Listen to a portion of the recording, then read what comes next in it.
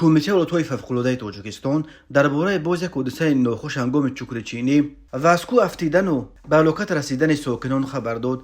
این دفعه یک کودک 12 ساله در دره هویت نویه رشت در شرق تاجیکستان جان باخته است. بنا به اطلاع کمیته ولایت‌های فوق‌العاده 21 اپریل سال 2024 تقریبا ساعت 2:00 دقیقه یک ساکن 12 ساله دهه هویت جماعت دیهات هویت نویه رشت برای جمع‌آوری چوکری به کوه واقع در نزدیکی دیهشان رفته است. از سبب آن که بعد باران‌های پرشدت زمین در کوه‌ها لغزانک شده بود، این کودک سخت لغزیده از بلندی 40 متر به پایان افتاده است.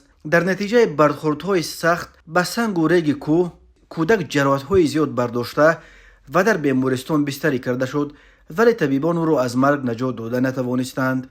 کمیته ولایت‌های فوق‌العاده به اهل خانواده و پیوندان این نابالغ جان سپرده اظهار تسلیت کرده، همزمان از ساکنان خواسته است که به جان جوان فرزندانشان جبر نکنند، آنها را به نظارت نگذارند، تنها به کوه‌ها جمع‌آوری اعزام و دارواری یا مویداری نفرستند. به خصوص روزهای بارانی و بعد باران رفتن به کوه و دامن کوه خطرناک است، احتیاط کنید.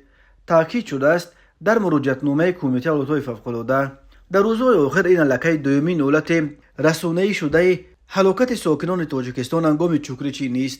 کمیته ولایت‌های فوق‌العاده تاجیکستان قبلا خبر داد که یک ساکن نویه فیض‌آباد هنگام چوکرچینی در کوه به هلاکت رسیده است. کمیته ولایت‌های فوق‌العاده در پی مرگ ساکن هویت هنگام چوکرچینی بار دیگر از ساکنان و مهمانان جمهوری خواسته است که در روزهای پربارش و تا خوش شدن بستر خاک از رفتن به کوه‌ها برای چیندن اعزام و گیاها یا برای شکار و مویداری خودداری کنند.